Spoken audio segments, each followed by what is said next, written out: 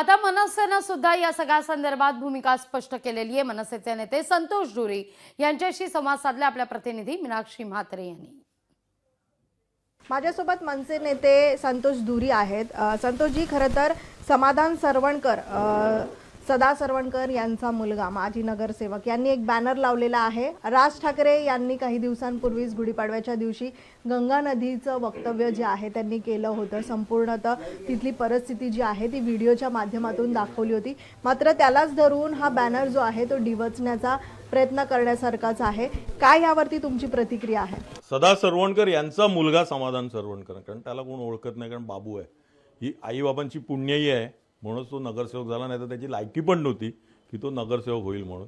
ठीक आहे, झाला, नशिबाने तो नगरसेवक झाला, पण त्याचं शिक्षण किती कमी आहे हे तुम्हाला माहिती नसेल, त्याचा अभ्यास किती आहे, त्याची वैचारिक पातळी किती आहे हे तुम्हाला माहिती नसेल।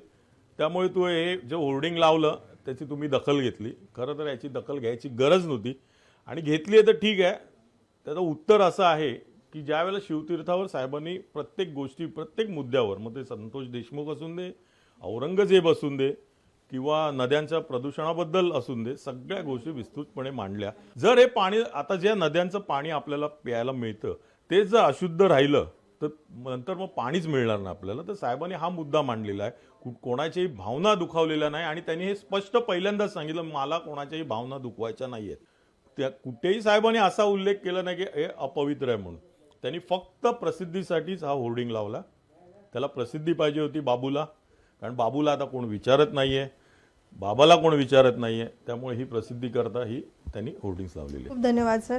व्हिडिओ जर्नलिस्ट लालचंदसह मीनाक्षी म्हात्रे, लोकशाही मराठी, मुंबई।